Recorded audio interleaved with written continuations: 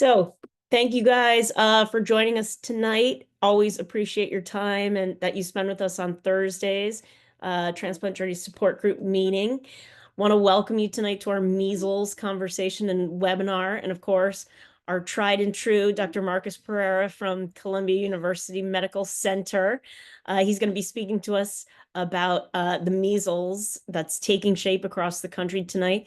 He's the medical director of infectious disease and has been doing so much for us. Started with COVID, and now, unfortunately, we're walking this very fine line into measles and what it's doing and how it's affecting the immunocompromised population and, of course, the transplant community.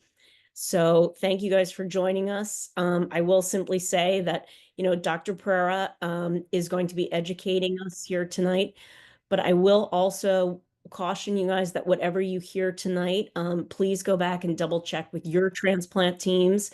And whatever you hear is obviously from his point of view. Please do not initiate anything on your own before deciding to move forward with that. It is, from his university, his institution. So please, again, double check with your PCP or your transplant center.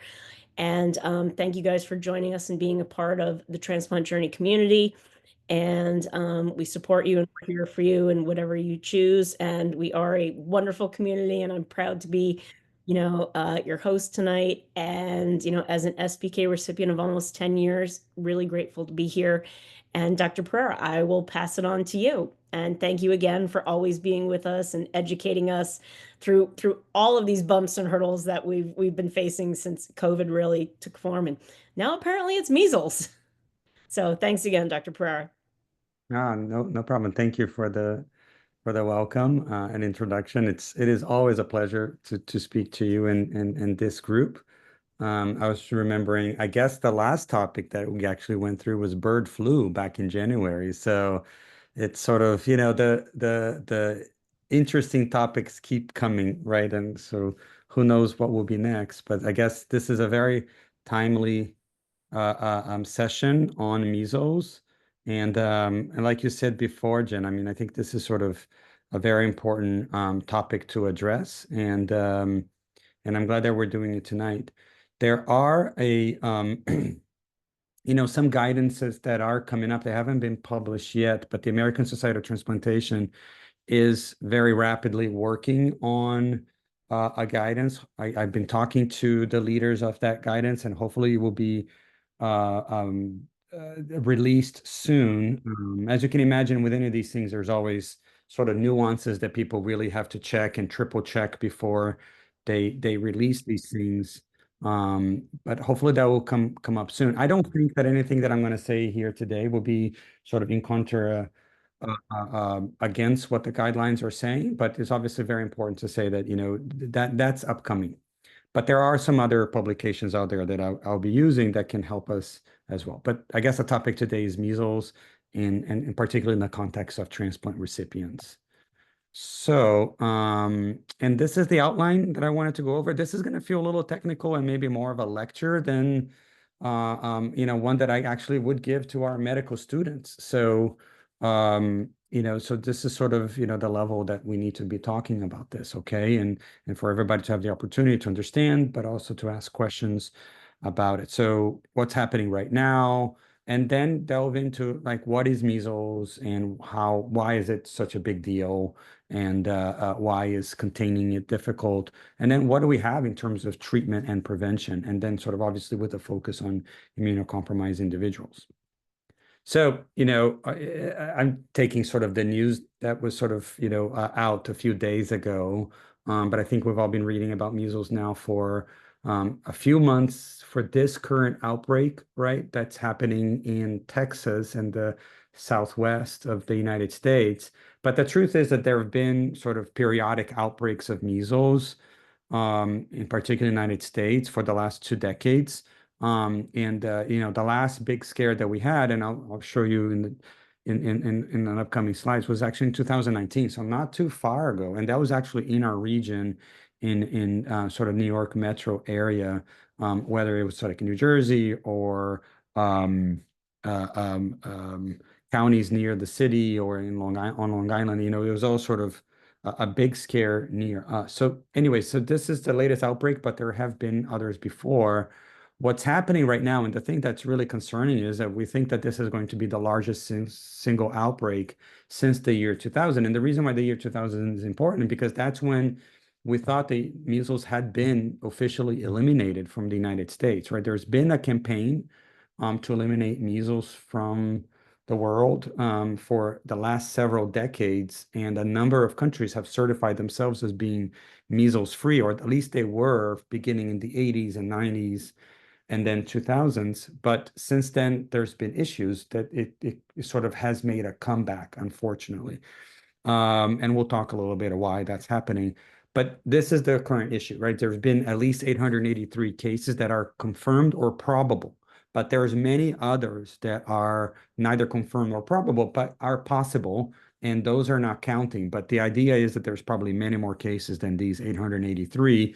And and now we can get into sort of semantics or details, but at least 794 are related to a single outbreak, meaning there's a direct chain between an initial patient and then sort of transmitting to the next sort of set of patients and then the next set of people. So there's a direct correlation with one single person, and that's the 794, and then 89 isolated cases, which sort of happens. And those are generally linked to international travel, perhaps coming from a country that's not been, measles hasn't been eliminated, and those individuals may not been vaccinated, so they caught while traveling and then bring it back and then develop measles here. Those are generally contained, or more or less are more contained, but they can turn into outbreaks, and that's really how this sort of happened. So, but this is sort of the year so far, and we're well on track to have sort of the largest outbreak of measles since the year 2000.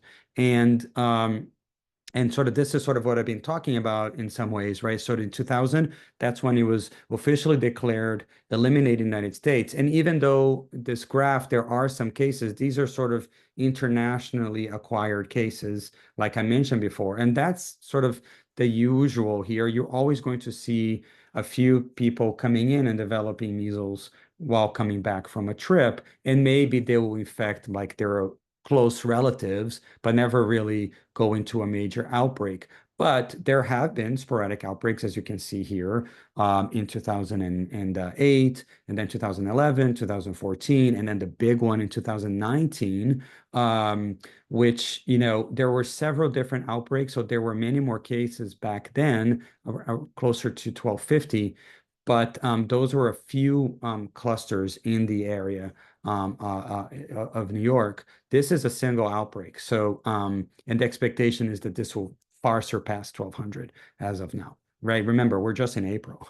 Um, and in New York here, you can see, or by week, you can see that it really kind of took off in late January, and it can rapidly go up. Maybe there is a little bit of a curve going down, but we'll tell you that, the way that the measles works and it transmits to other people, there's a long incubation period. So we're nowhere close to being near, even though these two bar graphs are sort of on their way down. There's certainly a chance that one, there's lagged period, there's some latency here that some people these numbers could go up here, or that the curve could certainly go up again. Um, a lot of it remains to be seen. Alternatively, this is also could be underreporting, right? There's been a lot of funds being slashed from the CDC and the monitoring agencies.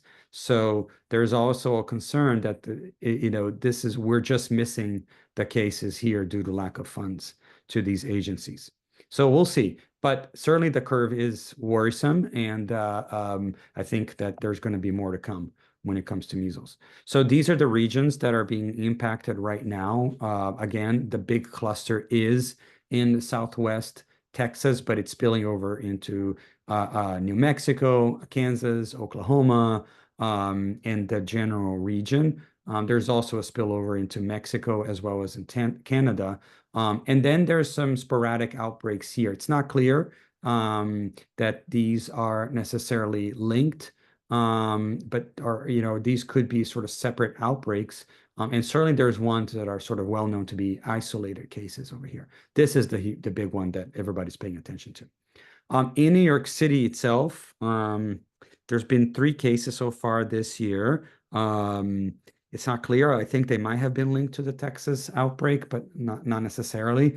Um, in the total state of New York, there's only been one additional case in Nassau County, so total of 4 in New York State. I think New Jersey's only had 3 so far as well. So I think we're so far doing okay, but it's not clear that we're necessarily going to be able to be spared. Here's the big one in 2019 with 605 cases. And again, sort of this is that one single outbreak, so the numbers can be a little deceiving. Um, and again, like I mentioned, this is not isolated to the United States. Canada is also experiencing a big outbreak. Here is the Canadian situation. They actually were declared to be have eradicated measles in 1998, so a few years before the United States. But just like the US, there's been sort of a few sporadic outbreaks, usually related again to international travel. So there's one in 2000, one in 2011, 2014, 2015, and then one last year, and again, another one this year. Now, the idea here into why Canada and why Mexico is there's sort of certain communities. I think this one, there's a lot of discussion about the Mennonite community. That is sort of, they have large communities in Southwest Texas, but also in the region of Ontario or the province of Ontario in Canada, in particular Toronto, and actually Mexico as well. And that those groups, there have been some big meetings within that group recently, and that was sort of potentially the bridge that sort of connected all of these communities in terms of transmission.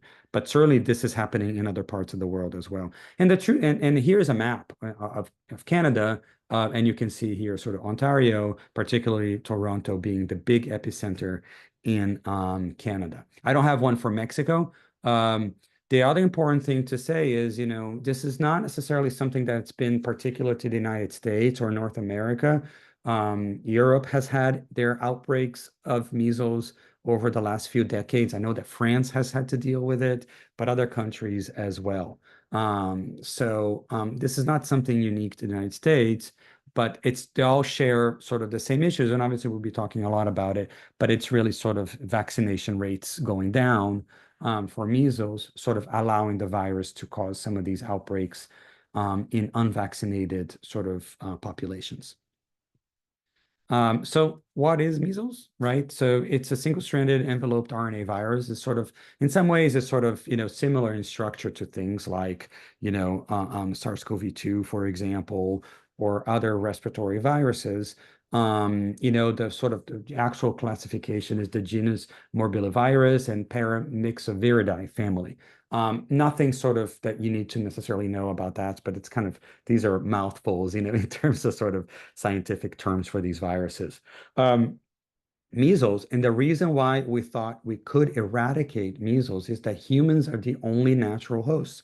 This is not unlike SARS-CoV-2, unlike influenza or bird flu, how we talked about last time.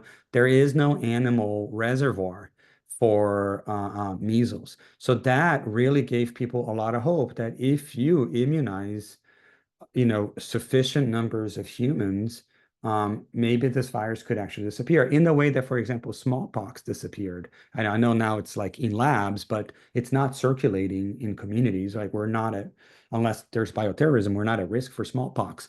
But so we thought that measles sort of shared the same possibilities as smallpox, and we were very close to doing that sort of in the early 2000s because again, that opportunity, the vaccine is very effective, and large groups of people were getting vaccinated, and large countries were reporting elimination. But unfortunately, that's not the case anymore. It is occurring worldwide, like I mentioned before, and unfortunately remains a leading cause of mortality, especially among children less than 5 years of age. Obviously, this is in places that have much lower rates of vaccination, whether it's like in some regions of Asia or Africa, but it's certainly still the case, unfortunately. And then, but it's sort of historically, this is important to understand, right? And how far we've gone.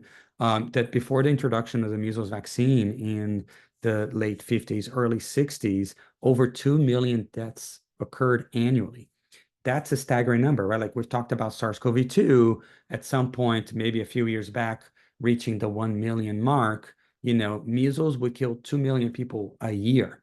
And that's sort of the importance of this virus and why this is sort of, you can't dismiss this virus. And I know that none of you do, but there are plenty of people out there who think it's perfectly fine to let this virus circulate and for people to achieve natural immunity. Well, it will come at a staggering cost.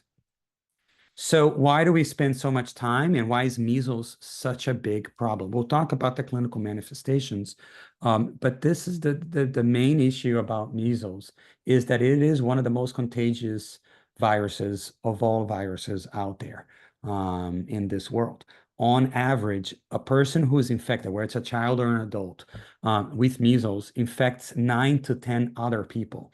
So, and there are some estimates that people can infect, an infected person can infect up to 18 people. That's far beyond what SARS-CoV-2 could do. And it is one of the highest numbers, right?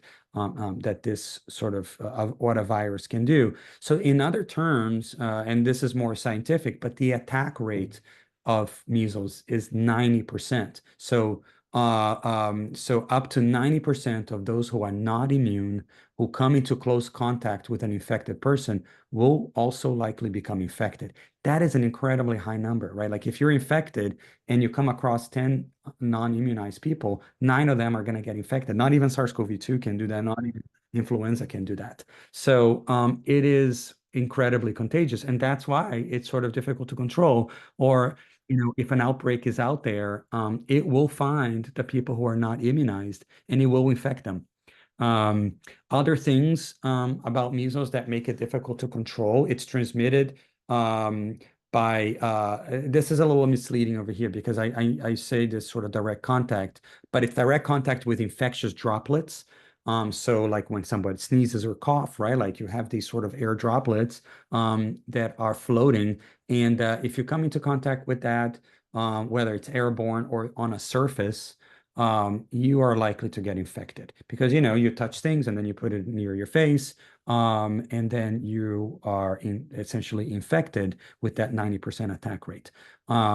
It has also a long period of infectivity, and this is also important. Someone who is infected, they start usually becoming contagious 4 to 5 days before they have symptoms or having the rash, and then until 4 days after the rash developed. So a total period of 8 to 9 days that they're infectious. So SARS-CoV-2, if you remember, the maximum sort of number of days that we thought, in someone with an intact immune system was maybe about 5 days.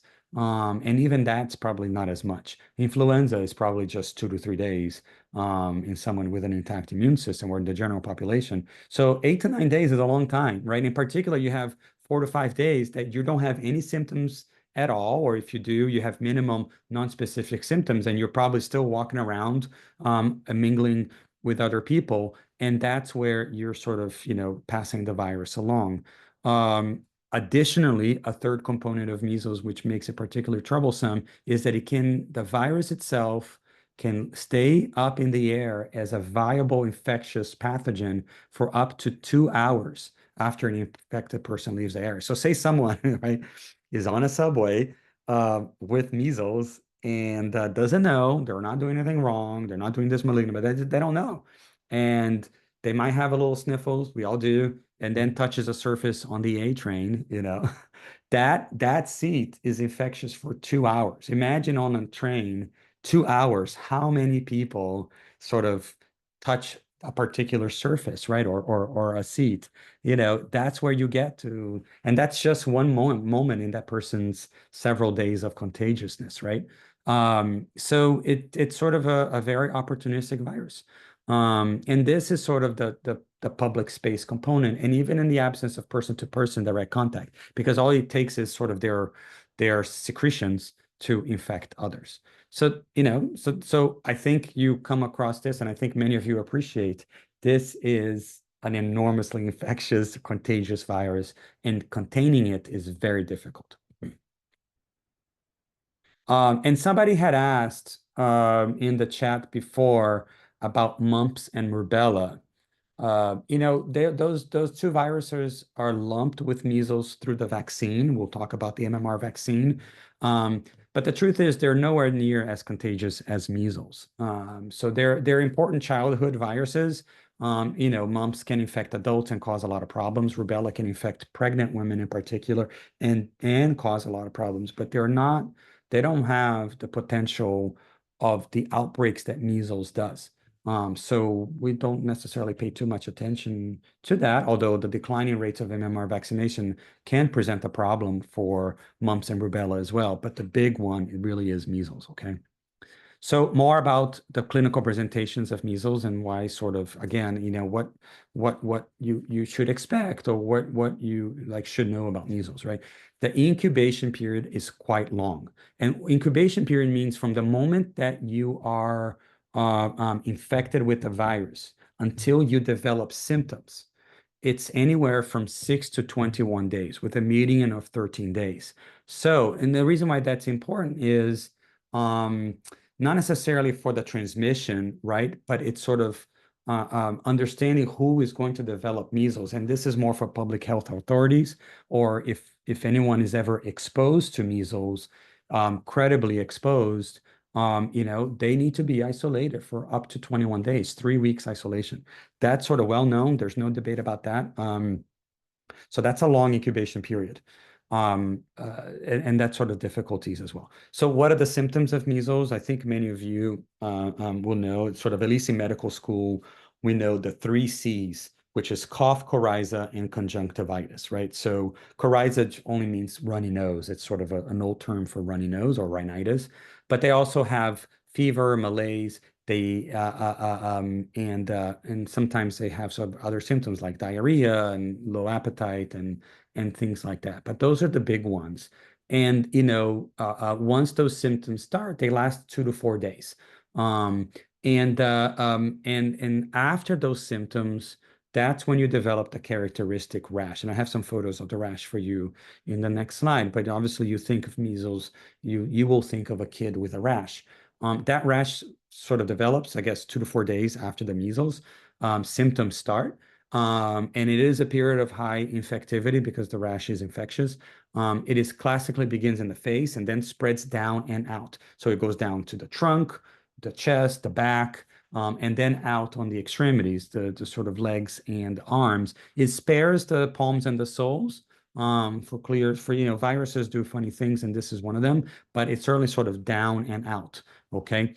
And then, once after the rash develops, the patients then generally then get better about 2 days later. So the rash is sort of the last episode or the last event, and then people get better. However, the cough, which is a big deal because, measles can become complicated by a pneumonia or pneumonitis, that cough can persist for 1 to 2 weeks after measles. It's not like you're infectious throughout that time, but it's tough to know, so the cough is also an important element here. So these are some, like the CDC has like dozens of photos. And if you just Google measles rash, you're going to see like a zillion photos. But these are sort of, the facial rash is definitely, it's sort of this flat erythematous. There are some other photos with sort of a bunch of little pimples that start in the forehead and then go down to the face. And then sort of this is a child, right? Like with the widespread rash at that point. So the chest, the back, and the arms as well. Um, but you can Google it. You're going to find all sorts of photos there. So that's the general sort of picture of measles, right? And by far, most people survive and they do okay. Obviously, like measles has been around humans for generations and if not hundreds of years. And although 2 million people die, many more are infected and survive and do okay. But there are quite a good number of severe and atypical cases of measles, and this is sort of where measles becomes a little bit sort of more complicated, right? In about 30% of cases, people do develop complications, whether it's through pneumonia or encephalitis, which is an infection of the brain or inflammation of the brain, or severe diarrhea leading to dehydration. ear infection. In fact, it can cause enough of eye inflammation that it can lead to blindness or other cardiac problems. And the list is actually quite long. I'm just listing the ones that are more common. And particularly pneumonia and encephalitis are the ones that are sort of more serious enough and are generally, if someone's going to die of measles, those are the general sort of complications that will lead to a fatality. Okay. I mean, there are cases of dehydration, right? That the sort of the child wasn't sort of rehydrated and led to sort of unfortunate death as well. But certainly the pneumonia and encephalitis are the big ones.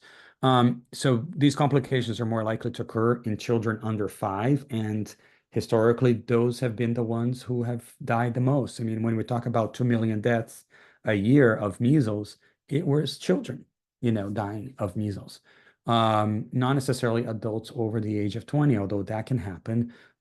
Pregnant women can certainly die as well from measles. It can be pretty catastrophic. And then immunocompromised individuals. And I think we'll obviously talk a little bit about that. It's the reason why we are having this discussion today.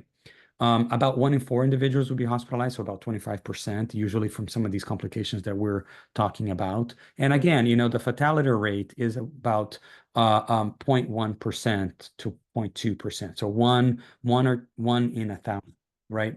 And again, most of them are due to respiratory tract complications or encephalitis.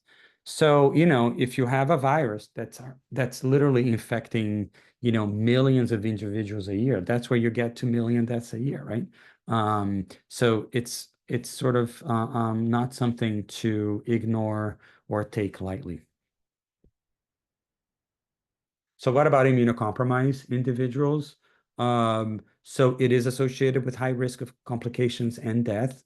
Now, we don't have sort of a tremendous amount of literature, right? Like being immunocompromised is a fairly recent phenomenon. Obviously, people in the 50s and 60s, or even before that, had developed cancer or had sort of unusual immunodeficiencies, but not enough for people to sort of understand as a general population, right? Or as a general, as a group that requires special considerations.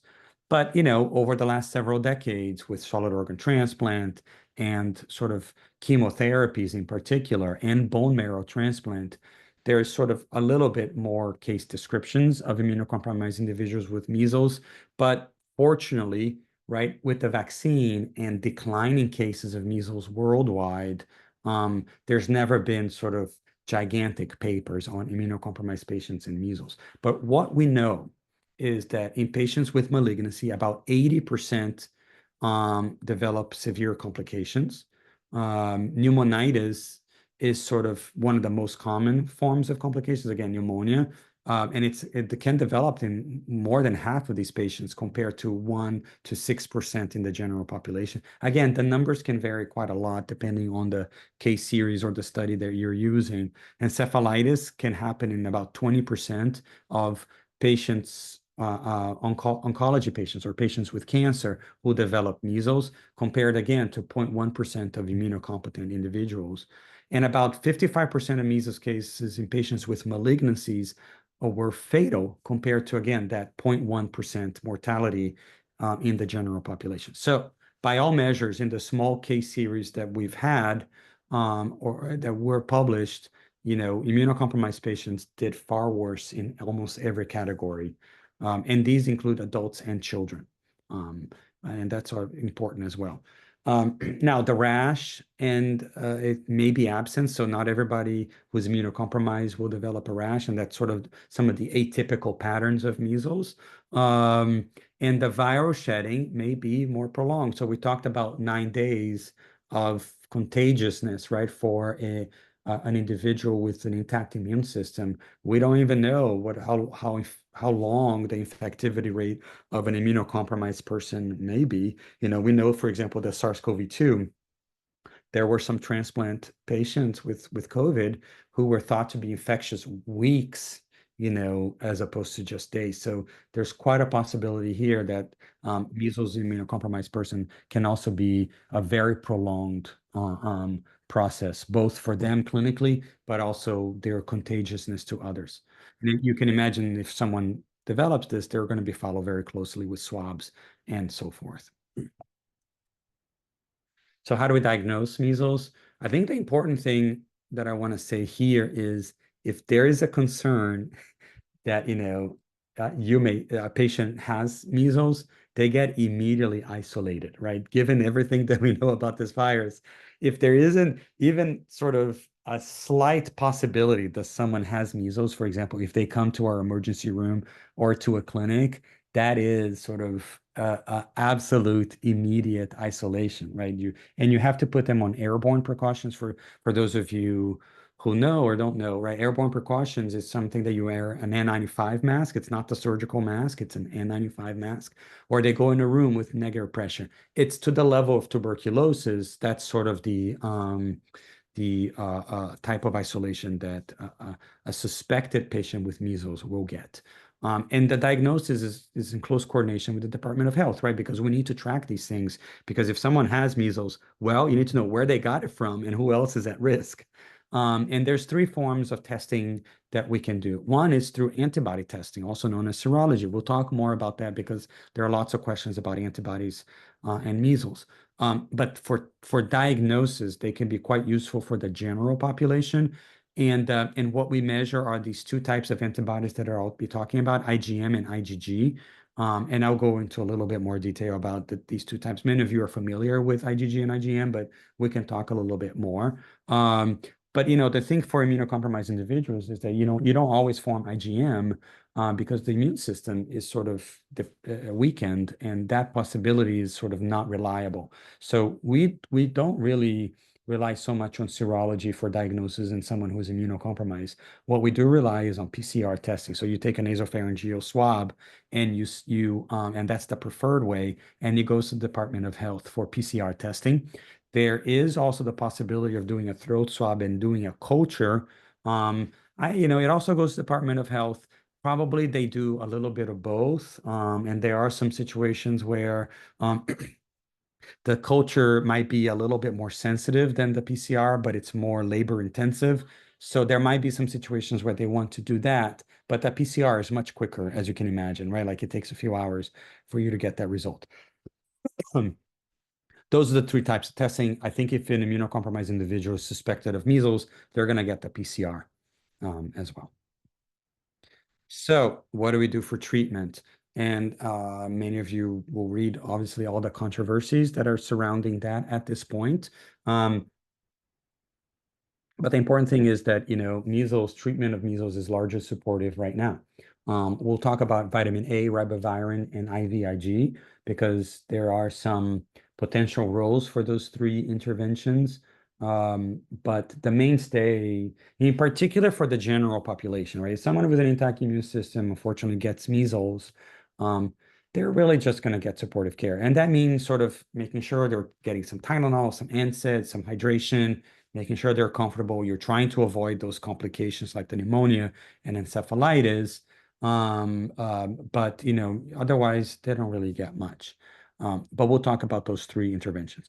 And then there are some experimental sort of interventions or drugs out there that are sort of sometimes mentioned, but they're not really widely used. And this is sort of isoprinosine and interferon.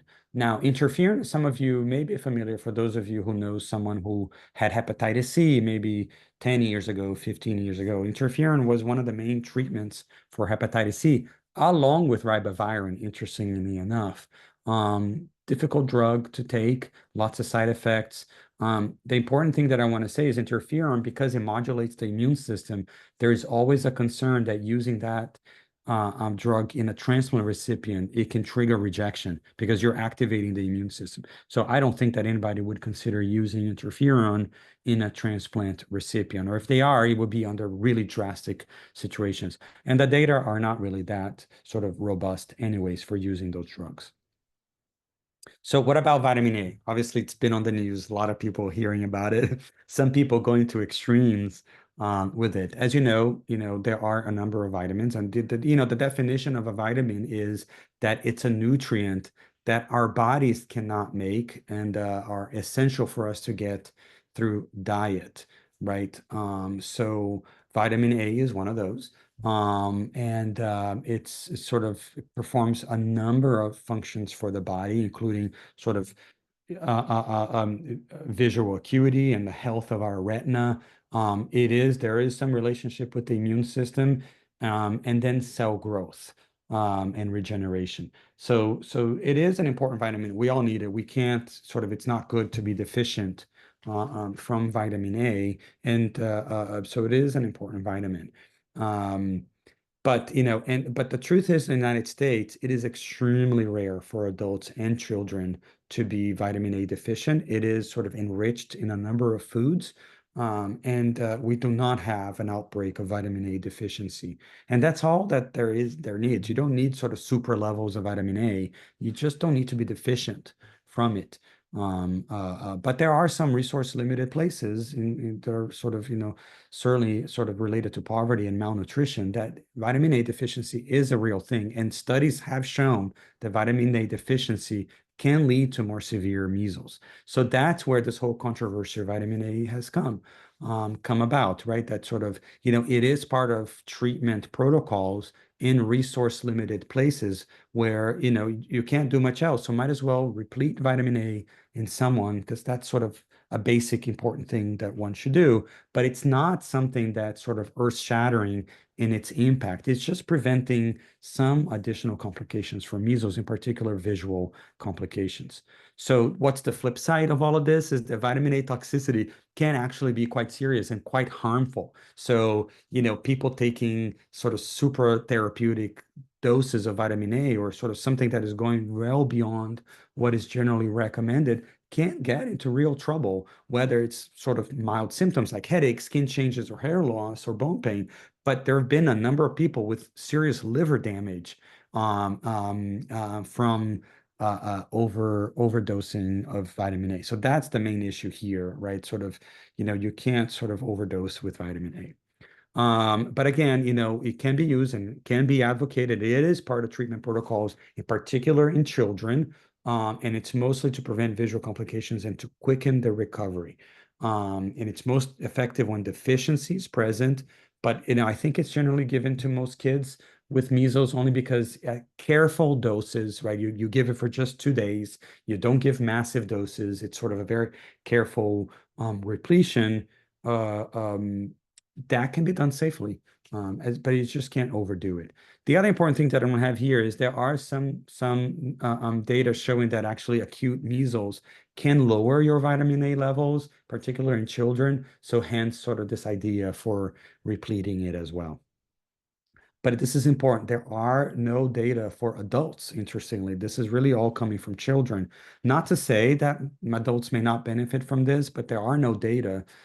So people have been sort of a little bit on the fence in recommending vitamin A for adults with measles. It's being done, but it's not, you will notice that it's not usually part of any guidelines for adults. All right, how about ribavirin? It is a quote unquote antiviral drug. We don't know its mechanism of action. But it does seem to have activity against a number of different viruses. It was, effective with hepatitis C in conjunction with interferon. It's no longer first line therapy because there are better treatments now, but and it was useful to a certain level.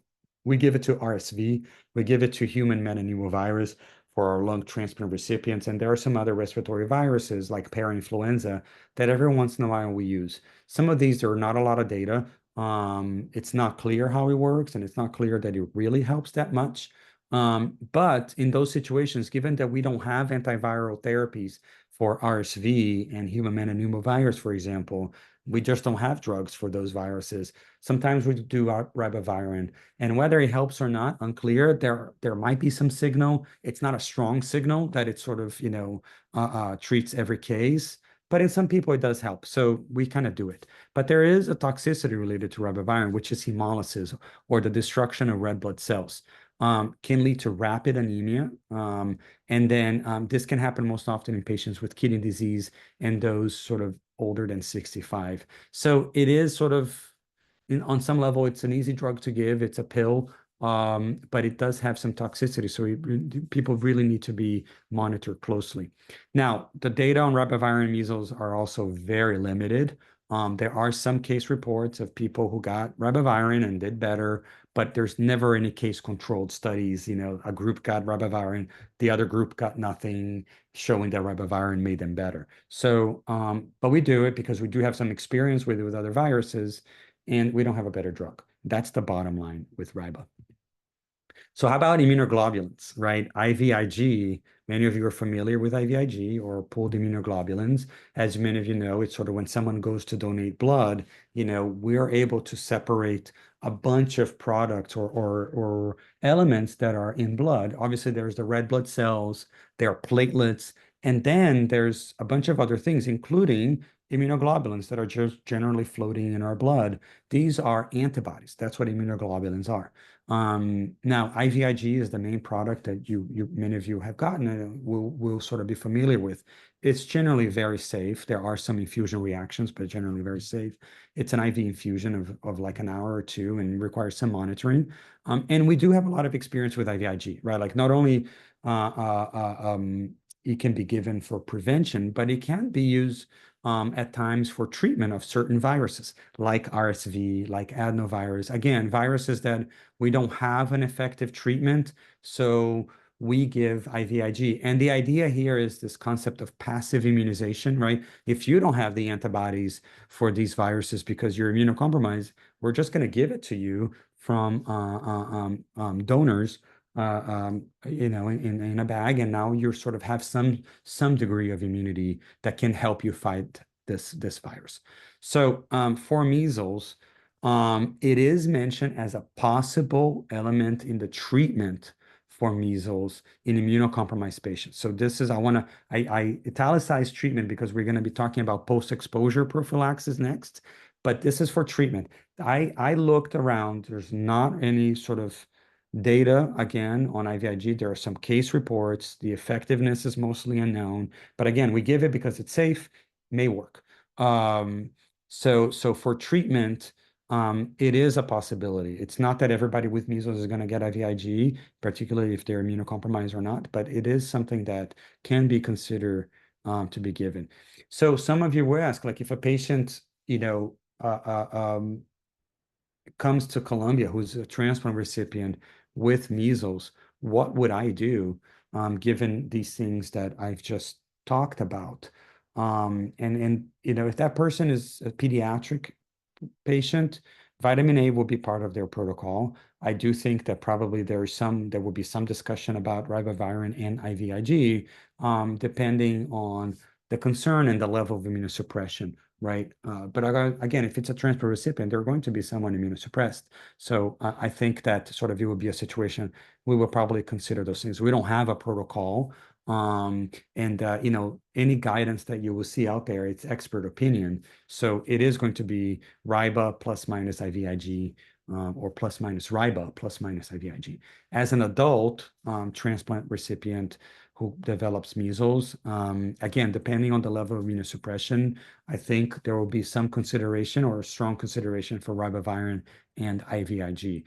Again, vitamin A is not something that we generally consider giving to adults. In the general population cases that we've had, in particular in 2019, adults didn't get vitamin A, and the immunocompetent individuals didn't get ribavirin or IVIG either. They were just isolated and monitored and just given supportive care, and most recovered.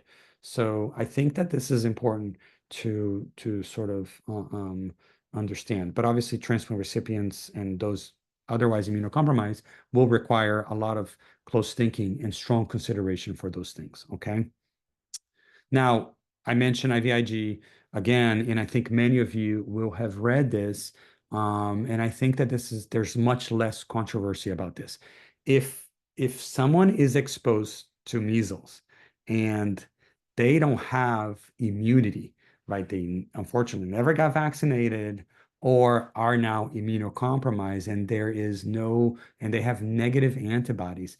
Those are the highest risk people of developing measles. Again, I mean, it's going to be highly contagious, but as far as sort of the people who can develop sort of the biggest complications, right, being immunocompromised, that's where you really want to prevent people developing the illness, right? So that's where IVIG comes into place.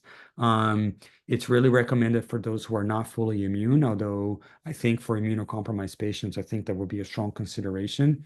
And it's a one-time infusion. It has to be given within 6 days of exposure because, again, right, like that's the incubation period, right? Like it starts at 6 days. And goes to 21 days, but that's sort of the incubation. You want to give it before you really fully develop the disease. So that's where you have sort of a timeline. Again, at New York Presbyterian, in particular Columbia, if you're a transplant patient and you have an exposure, you contact your transplant provider ASAP, and they will come into contact either with me or my transplant infectious disease colleagues, and we will arrange for IVIG to come to an infusion. Remember, those first few days, you're not contagious. So if you know your exposure was yesterday, coming in today or tomorrow to an infusion suite is okay or probably okay. So it shouldn't preclude one from getting IVIG. Okay. But that's the main intervention.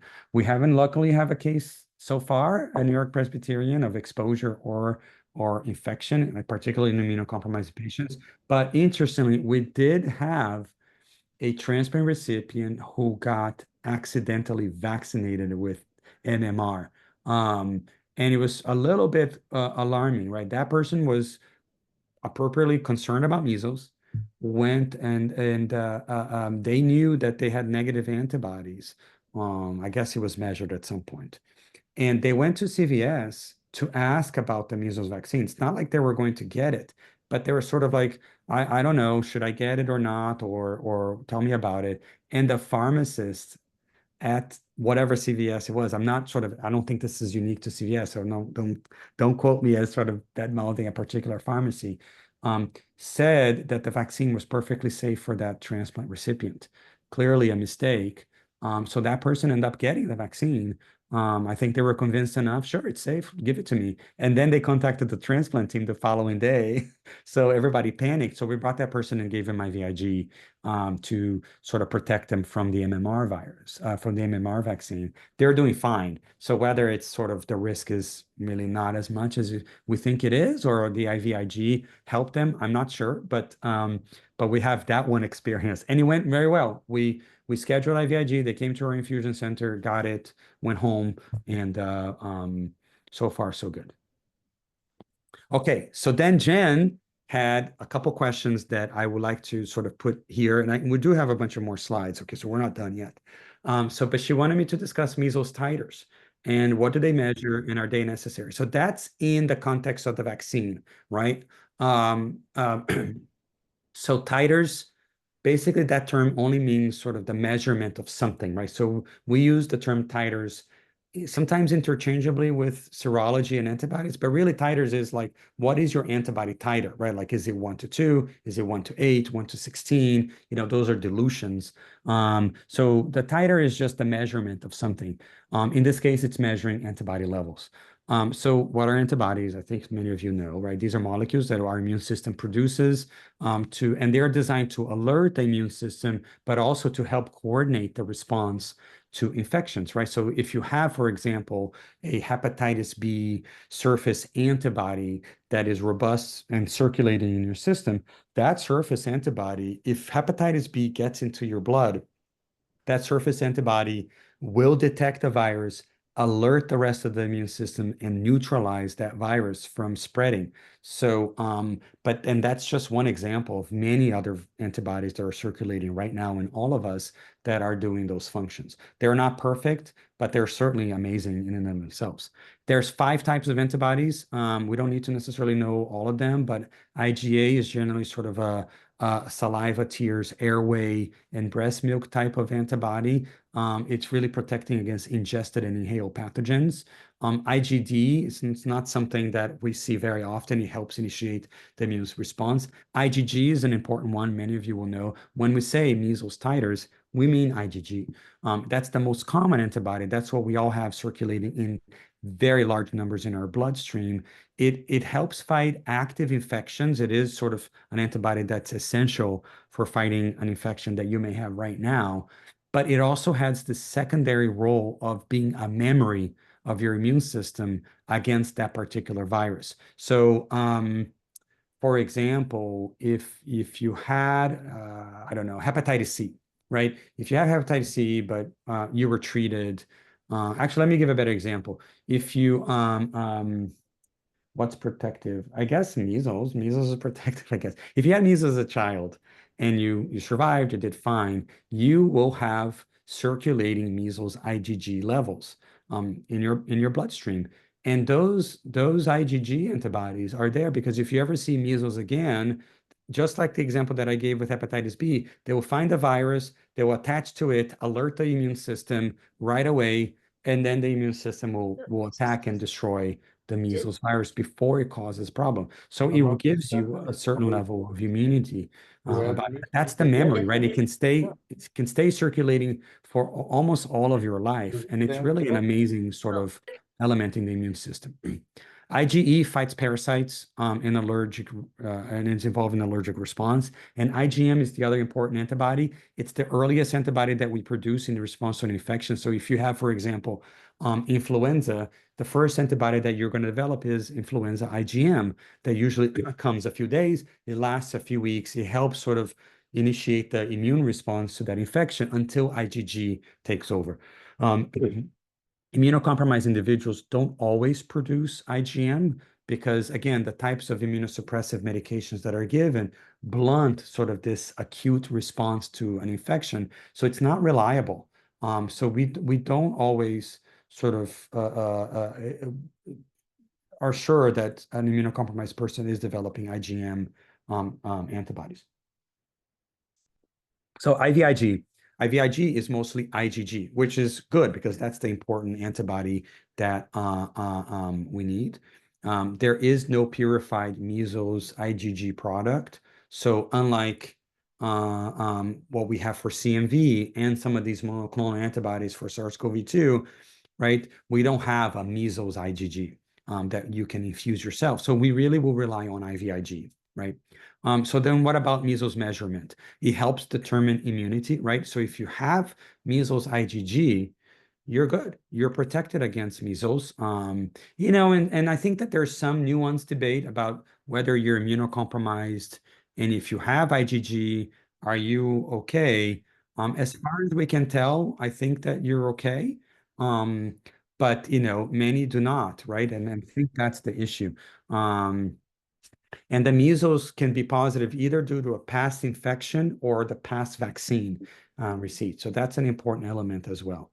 And again, we use measles IgG, and it's important to know on the pre-transplant sort of scenario, right? If you have a negative measles IgG, you should get the MMR vaccine. And if you're post-transplant and if you have a negative measles IgG, you are at high risk if you get exposed to measles. And that's sort of the group that we would sort of worry the most about measles exposure. Okay. And I'll go into more details about this. So another important element about measles immunity, right? We focus a lot on antibodies, but there is a whole arm of the immune system called cell-mediated immunity. Those are your T cells, CD4 count, your CD4, your CD8, and there's a number of other T cells that help coordinate the immune response. So they coordinate with antibodies, particularly IgG and IgM, but sometimes they're considered separate arms, right? So when someone gets measles as an infection or gets the vaccine, both arms of the immune system are sort of trained against measles and they learn from it. But we only measure the measles antibody. And that's because that's the only thing that we can measure at a sort of a commercial clinical practice level, and it's because it's simple, it's easy to get. And measurement of cell-mediated immunity, it's much more complex and difficult. It's really only a research type study at this point for measles. But I think it's important to understand that there's a whole arm of immunity that one can have against measles. There is a high correlation between the two. If you have a high titer of measles, you likely have a strong cell-mediated antibody and vice versa, right? If you have low, but there are situations where they don't always correlate. We've seen people, studies have shown that, people with low antibody titers could have a strong cell-mediated immunity and vice versa, but that's a little bit not the common case. The common scenario is that they do correlate. All right, prevention, and this is where we're going to talk about the vaccine, right? The MMR vaccine is, after 2 doses, 97% effective against measles. That's a staggering result and level of effectiveness. If you remember when we first talked about the COVID vaccines back in 2021, uh, it was sort of thought to be 93, 94% at the very beginning. And those phase 3 studies did show that level of efficacy. But if you remember, over the following 1 to 2 years and 3 years, that level of efficacy dropped significantly because the virus mutated. So the vaccine turned out not to be good, but not sort of spectacular. The MMR vaccine is spectacular. It has remained spectacular for the last 5 decades or so, right? So this is not something, this is an enormous achievement in immunization. And again, one of the reasons why we thought that we could have eradicated measles at some point ago, you have a very effective vaccine, particular for measles. But it needs 2 doses.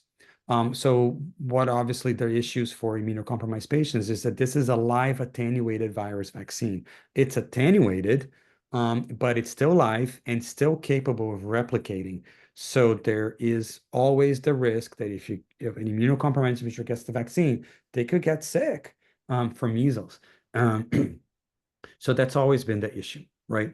Um, so um, um, so the way that sort of, we have to think of the vaccine is that this is a pre-transplant vaccine. So if you ever have any webinars, any friends who may need to get a transplant, I mean, this should be part of every transplant center's protocol to check the measles IgG level as you're doing the workup. I know that Colombia hasn't always done it. It's sort of, in the 90s and early 2000s. I mean, we've had sporadic outbreaks, but it really measles escaped everybody's radars after a while. So it wasn't sort of widely checked in every transplant candidate, maybe sort of over 10 years ago or even over 80 years ago or so. But after 2019, I think that clearly sort of got into everybody's radars, and that's definitely something that needs to be checked pre-transplant. And the reason being is that's in some ways that person's last opportunity to get the MMR vaccine, right? So that is the time to get checked, and if you're negative, to get vaccinated, okay? Because once you get transplanted, unless you're a kidney transplant recipient and that kidney fails, and then that person is off immunosuppression and back on dialysis, they may have that opportunity again, but obviously that's not an ideal situation. So that's really the important element here when we're talking about the MMR vaccine is it's during the evaluation phase that it really needs to be addressed. There is a complicated sort of, type of recommendations for the MMR vaccines. This is for the general population, but also for the candidate. That the vaccine went through an evolution in the 60s in terms of until they got to one that really worked. But so, for example, right, so those that were born before 1957 are considered to have been naturally infected. Um, and there is no need to check titers, no need or antibodies, and no need to vaccinate. Again, because the virus was so contagious, every child born prior to 1957 is considered to have been exposed to measles. That was just a fact of life at that time. Um, but but once the vaccine was introduced after 1957, so it underwent a little changes. So the vaccine between 1963 and 1967 was a killed virus vaccine use, so sort of an inactivated vaccine, but it turned out to be less effective. Some may ask, or may already have asked, why don't we have an inactivated vaccine, right? That could be given to immunocompromised individuals like the other vaccines that we have. Well, it turns out it's just at least the one that we had was not that effective. So it's no longer available. For those people who got that vaccine between 1963 and 1967, they probably should get another dose of MMR and probably not even sort of consider getting the antibodies, just get it, because you got a less effective vaccine. This is sort of really rare. And it's kind of obviously, you have to figure out when I was born, when would I have gotten the MMR vaccine? It's usually year one of life. Um, and then those born or vaccinated between 1968 and 1989 only got one dose. So that's also considered suboptimal.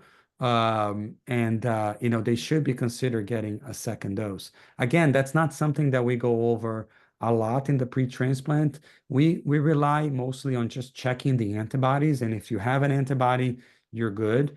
But if you don't, and you don't have an antibody, you should just get the booster shot. But this is sort of, in people who would just didn't the sort of guidelines didn't want to bother with checking serologies and just want to make sort of a general recommendation.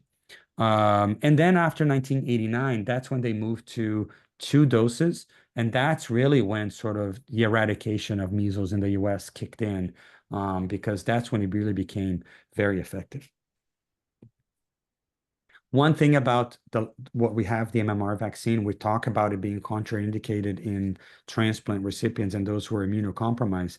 But in the world of pediatric transplant ID, actually, there have been some studies of pediatric transplant recipients, particularly liver transplant recipients, but other sort of, kidney, heart as well, who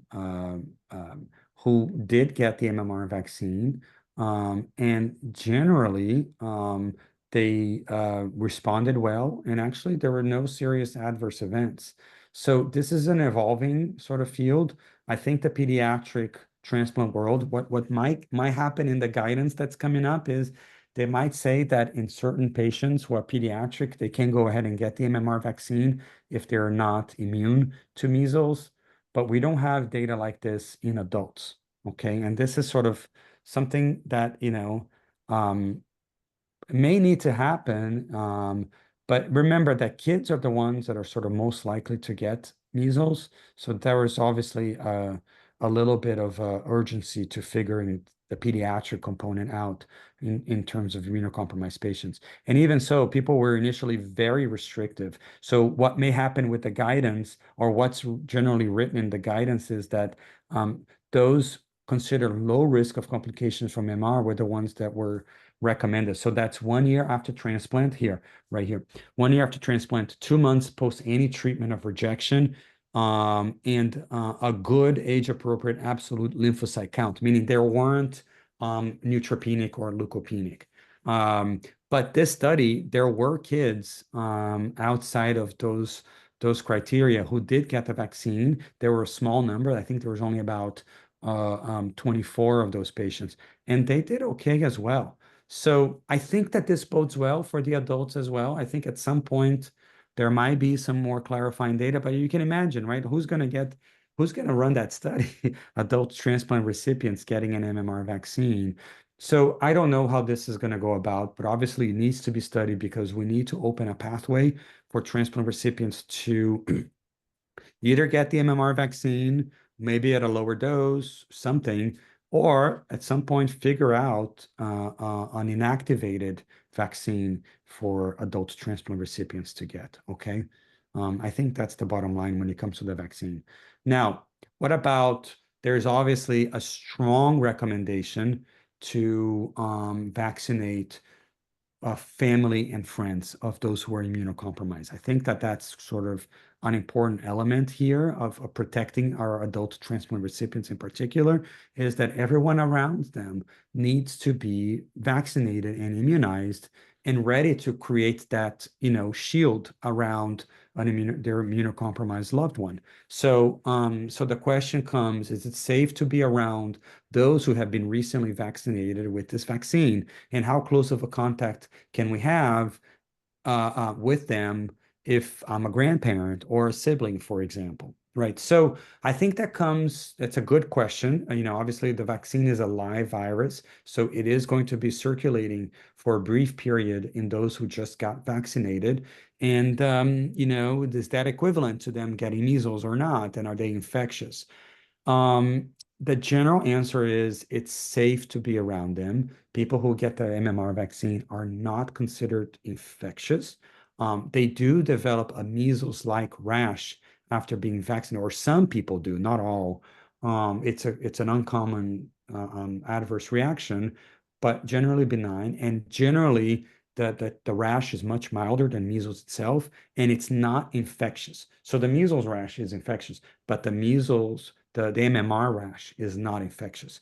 So that's good news, right? Because your sibling or grandchild can get the MMR vaccine and you don't necessarily need to be isolated from them. Again, and we talk about this because non-immune household members, including siblings of non-vaccinated pediatric transplant patients, but also, as you can imagine, adult transplant recipients should be vaccinated to again create that protective ring. And again, most of the guidelines say separation of transplant recipient from a household member recently vaccinated is not required. Also, some people have asked about allergies. Egg allergies, for example, are not a contraindication to getting the MMR vaccine. Okay, you do not need a skin test first. I am not going to talk about autism and the MMR vaccine. That is old news. There is no reason to talk about that tragic connection with this vaccine. And the reason why it's tragic, and the reason why we sort of, feel important, feel strongly about this vaccine is this was the impact of the MMR vaccine in the United States. So when it was introduced in the early 60s, the vaccine was licensed. These were the number of cases per year of measles in the United States, about 500,000. You can see the impact. I mean, this graph speaks for itself.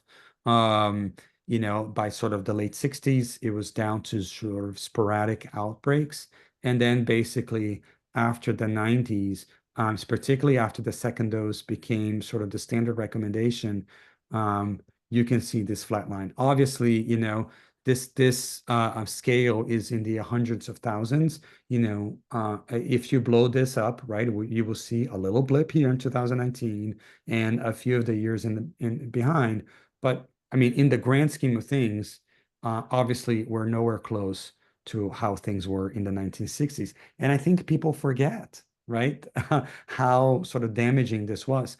Parents in the 60s did not forget, and they lined up to get their kids vaccinated for measles, right?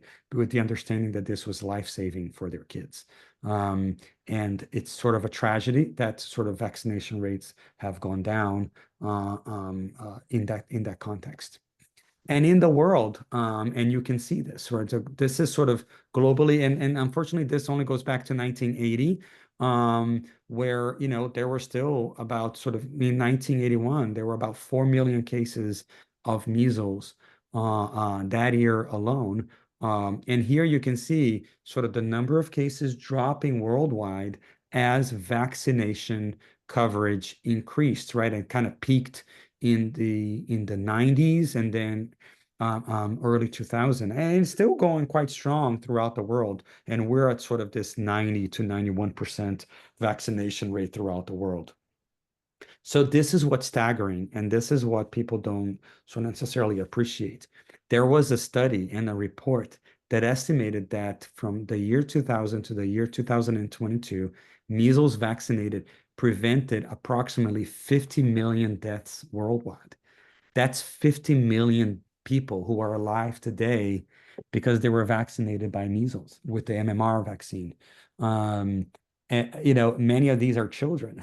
So it's just you cannot understate the value of this vaccine and what it has done to public health and for humans in the last sort of decades, and it's sort of it's mind-boggling to see this vaccine attacked. Um, and what is sort of the idea here? We always hear a little bit about herd immunity, right? Related to this vaccine. And this is from the New York Times. Their graphs are always very good. It makes it a little bit easier to explain. Um, But this is sort of just explaining how contagious measles is, right? Like if this person in bright red is infected with measles, they're going to infect everyone around them. Again, that attack rate of 90%, right? Here they're estimating actually 18 people, but most estimates are about 10 people. That person, there should be 10 people around here, but those estimates can vary.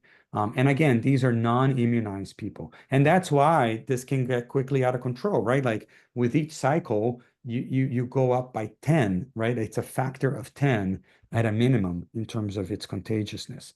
So the herd immunity is that, if you get this down to like suddenly, whether it's 17 out of 18 or 9 out of 10 people are immunized, you're now, you may only get one person infected, right? So you're basically sort of stabilizing the contagion, right? The sort of the outbreak, 1 to 1. You're not doubling, you're not tripling, you're not going up by 10, a factor of 10. So by protecting, by creating this herd immunity, you are limiting the spread. And the magic number for measles is this 90 to 94% herd immunity, right? Like you need at least 94% people immunized so that if there is someone who is infected, they are not triggering an outbreak, right? Like this person infecting two, three others or nine others, right? And this is unfortunately in some areas, this is what we have as the current situation. There's sort of this incomplete herd immunity, right? So these people who are immunized are protected, or the ones in gray, sorry, are protected, but then these are not. So this one person, is going to spread to a much greater rate, and hence sort of fueling an outbreak. And that's what we're seeing. So if you ask why those areas are having an outbreak, studies, people keep records of vaccine rates, and those counties that have seen a significant drop in vaccination rates, in particular since 2019, that's Gaines County, Lubbock County, Downham County. I don't know all the counties in Southwest Texas, but you can see that the correlation is direct.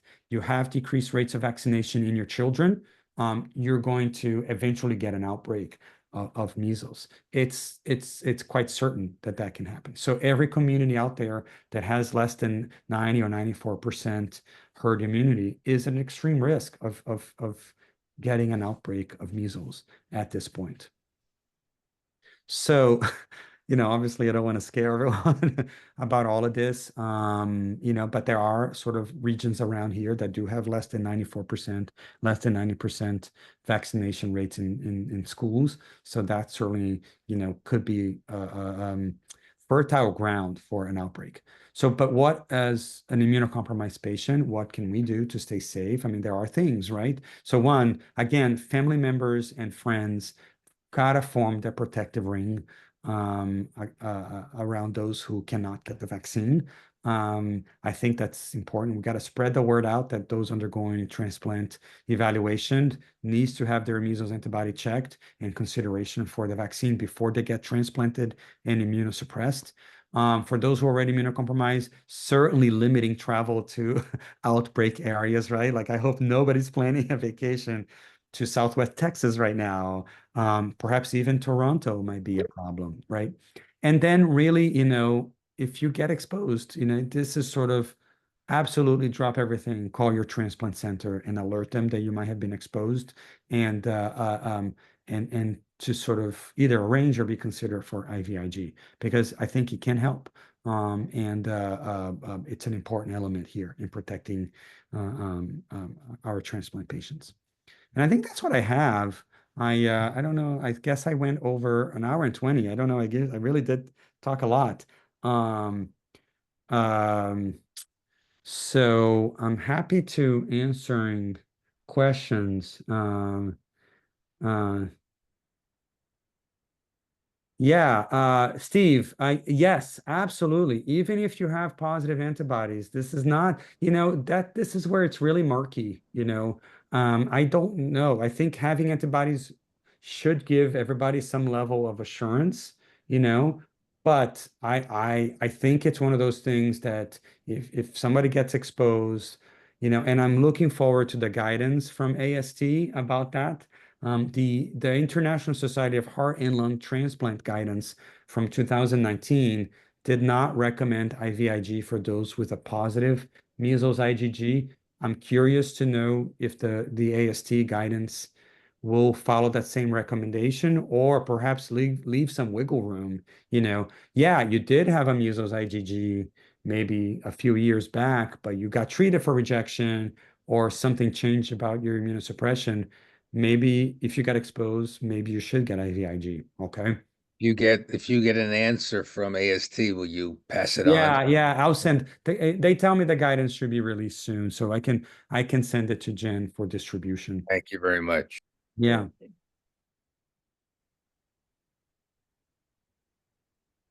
Yeah. Um, yes, Amy, you should get titers drawn. And again, it's not like if you're a transplant recipient, it's not like you can get the MMR vaccine as far as we can tell, but at least it will help you understand your level of risk, right? But this is important, right? Whether you have an antibody or not, don't go around, exposing yourself, right? Clearly, right? I don't think I'm stating the obvious. Um, but it is something to just always be careful, okay? Um, Kim, I think so, but I don't think it's solely due to that, quite honestly, because again, it's so contagious that the inoculation might be just a few viral particles, and then it starts replicating in the body, and eventually, one could get sick. I know that with COVID, we did think that the inoculation mattered a lot. Um, but I think that for measles, I think it could be a different situation, okay? Let's see, I'm just gonna see if we have any other This is questions. a tough one, Dr. Pereira, from Laura. Oh, what is it? Very a lung transplant patient born before 19. Do you see it there? No. This is a lung transplant patient born. Oh, I see. She only sent it to me. Hmm. Born before 1957, Okay. positive for IgG antibodies, Okay. low immunoglobulin, so is currently on monthly IVIG. Oh, Would you recommend that she could go to Lubbock for a visit, a family visit? oh my goodness. Ugh. I'd like to give the answer to that, but I'm not the doctor. I mean, uh, I, I don't think I can say the words you can go to Lubbock. Honestly, I don't Thank think I can say it. It better be sort of a once in a lifetime reason to go, you know? thank you. Yeah. Um, But you are as protected as you can get, right? You probably had natural infection. You are getting monthly IVIG. Um, but I mean, I don't know. I don't think I can say you can go to Lubbock. Um, Yes, masking and hand washing. Yes, that those are so, the masking, it's interesting because, I think wearing an N95 mask is sort of what's really required here. The surgical mask is unclear how helpful it's going to be, but it probably is of some help, but not as good as an N95. But it's tough to wear an N95, as many of you remember from COVID, right? From 2020 and 21. So but it's, if Every day I you're leave the up for house. it, and if there is an outbreak in this region, and we do feel that, those around are at a high risk, I mean, we might get to that. I'm not sure. I don't know how my transplant colleagues are dealing with this in Western Texas. Um, so I'm not sure, but certainly washing hands and using lots of Purell in their hands, in particular if they're in public places, again, that certainly could neutralize the virus and destroy it. So at least you're protecting yourself. Yeah, no, all of these alcohol-based preparations will kill the virus, just like it does with norovirus, influenza, and other things. So that is one level of protection that you can get. Okay. Um, Oh, thank you for that. so Judy, for those, it's Not really. I mean, I think the standard guidelines, and this is where, I think there's the general population and then there's the transplant population. But the general population does not um, need, if you're born before 1957, you don't need to be titers. You're likely considered to have been infected on a natural basis. And again, the infection establishes lifelong latency.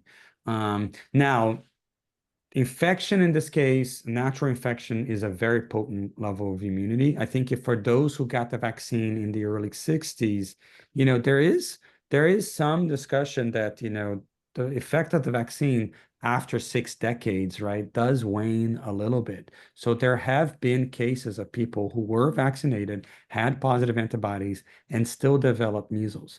But the good news about some of those cases, it was a very attenuated sort of case, right? It wasn't as severe because they did have a little bit of Just like immunity, but it COVID. wasn't enough to prevent getting infected. Okay.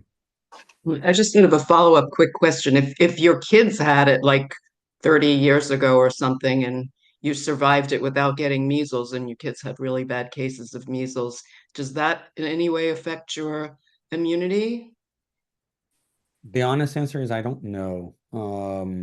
I am guessing to a certain level. It's obviously a very strong re-exposure, right? So you probably retrained your immune system once more against measles, right? You probably got natural infection, so you were immune, and then got a big exposure 30 years ago.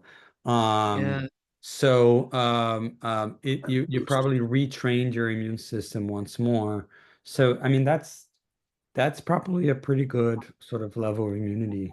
Um, but I don't thanks. I know. was wondering Yeah, about that. Thank you. sure, sure, it's a good concern. Yeah. So Dr. Pereira, I have a random question. So I feel like I kind of am like in the donut, right? Born in 79, obviously I probably had, got the one dose, right, for the measles. Yeah. If I were to catch it, let's say, and then, was treated with IVIG, would Columbia, for example, adjust my transplant medication then while I'm getting IVIG? How would that be? Yeah, we don't know enough what how to manage immunosuppressants. What I think is going to happen, Jen, is Mhm. how we initially dealt with COVID. So Mhm. there will be, I think, a level of expert opinion. Yeah. And for those who are on mycophenolate, right, Yeah. like Yeah. MF, they will probably stop that, you Yeah. because that's sort of what we normally do in patients with acute infection. Right. I think measles will be one of those cases that will try to reduce immunosuppression to the degree that it can be safely done, and usually that's mycophenolate. Right. Um, but I think that's as far as it might go. Mm, mm. So Yeah, similar to how you guys treated COVID and stuff, where exactly. yeah, And yeah, and I'm guessing ribavirin, IVIG, yeah, yeah. yeah, yeah, So I was born in 1965, which seems to be that area where you yeah, said that the virus was, not live and whatever. yeah. The vaccine wasn't that great. Yeah. Right. I'm pretty sure had a transplant at Mount Sinai, and I think I did multiple, vaccinations before I got transplanted. I had Mm, 6 months before I got my heart. So I'm pretty sure MMR was one of the ones they good. gave me. But I haven't had a titer since. Should I ask my transplant team to like give me a titer just to see where I am based on how things are going? I mean, I maybe, I don't, we haven't decided on making a universal recommendation to check everyone's titers. As you can imagine, that's going to generate a lot of extra sort of anxiety, but also sort of work, right? Mm. The I more data you have, the better. Is my mindset about Yeah, yeah. I do think that it's, you're probably also look, the Mount Sinai Transplant ID people is excellent. I know them all very well, and I agree with you that they probably vaccinated you, or at least Actually, checked and vaccinated. I should Uh, mention I'm a Mount Sinai heart mhm. transplant patient. right. They did not vaccinate me. They took my titers. I saw the rubella. I don't know why it said IgG rubella, which was positive. I am positive. I checked my own titers. They did not give me a vaccine. Hmm. Uh, What and year? So were you I positive for I am measles? positive now, and I was born in 1959, so I'm in that same period. Yeah, yeah, So I would not be sure. You should easily check. Just check your my chart, and you'll be able to tell. But I yeah, feel they probably did not give you a vaccine. yeah. Just The other name for measles is rubeola. So there's rubella, and then to I make sure. know, but I checked. I checked that. It says rubella on the Yeah, actual. I yeah. don't know why. So So anyway, that's a different virus. Yeah. Hmm. Yeah, I'm gonna be keen. I mean, I don't, we obviously should check in everyone pre-transplant, Yeah. and but again, remember that there's this whole other arm of immunity, right? That the antibody is just one arm. So if you got vaccinated with an MMR vaccine and you know that you got a booster before transplant, you're sort of as protected as you can get, right? Um, I think what may happen is in one of the situations like you get exposed, it might be that we don't have a titer. We're just going to check one quickly, right? Like go quickly to Quest or LabCorp, we'll get a stat lab. And if positive, maybe okay, but if negative, let's get the IVIG. And you usually get these tests within a day. The results come back within a day. But we're still working out the protocol for people who we don't know what their titers are. Thank you. Yeah. Sejal, I see you have your hand raised. Yes. Hi, Dr. Pereira. I have a question. It's not necessarily about measles, but just in general, the immunosuppression reduction. I was curious if you know anything about TTV and if you guys have any kind of research looking at how to use that when a patient has infection to reduce the immunosuppression safely. You guys have Okay. looked into that at all? Well, that's a very advanced question. That's pretty awesome. So TTV means torque tenovirus. It's a virus that most of us have. It's generally innocuous. It doesn't cause any clinical disease that we are aware of. But most of us have it. It's latent, it's dormant. But in the setting of immunosuppression, it can reactivate. So people have been researching for the last 10 to 15 years on how to use that virus to kind of assess like what is your level of immunosuppression, right? Like sort of, if you have too much of this virus, you're very immunocompromised. If you have low levels of virus, you're sort of okay, in terms of your immune level. So there's been a number of studies. Some of it correlates with actually low levels correlate with rejection and high levels can correlate with infection, but none of it has been definitive. We don't know how to use it clinically just yet, but it is something that maybe in the future we'll find a good use for TTV measurements. Okay. But we don't know yet how to use it. Yeah, I was I think curious if that's you the like key, did any right? research with it or Yeah. anything at Columbia. Yeah. Okay. We have Nancy. Hi, Nancy. Hi, can you hear me? Yeah. Okay. I was born in 47. I had the measles, so I don't need to get my titers checked, or is it wise to get them checked? Again, this is the controversy that it's not clear what the right answer to do. I think based on current recommendations, it's not recommended. I think you got naturally infected, and you should have strong sort of lifetime immunity. Um, but I do think that this is going to be very interesting to see. I'm not ready to say that everybody needs to have this checked, regardless of your pre-transplant, vaccination or natural infection. I do agree with what was said, and more data are better. So, I can understand that argument for sure. So I think that if there is that recommendation that comes from the AST, I think it would be a good one. And I think that, then we can sort of send out and tell all of our transplant providers to to check measles IgG level for everyone. And again, it's not that there's anything actionable, at that moment, right? If you're negative, because you can't get vaccinated. But if there is an exposure, then sort of at least we know how to immediately deal with the situation. And the IgG checks your titers? IgG is the main antibody that is sort of what we're talking about. Yeah. Yeah. Yeah. Okay. Thank you. Okay. All right, I think I may have to go soon, Yeah. people. Maybe. Yes, we're keeping Dr. P way too long, guys. It's past his It's okay. bedtime. Anyone have one last question and then we'll wrap things up here? One last big knock him out of the park question for Dr. P, guys. Yeah, I think what Harold's saying, I think it all depends on the sort of what's happening in our local area. Okay. I think right now we're doing okay. Like we're so far haven't been that many cases. Obviously, this can change, right? And it could be there's certainly populations around us that are very vulnerable. So this could sort of become a situation.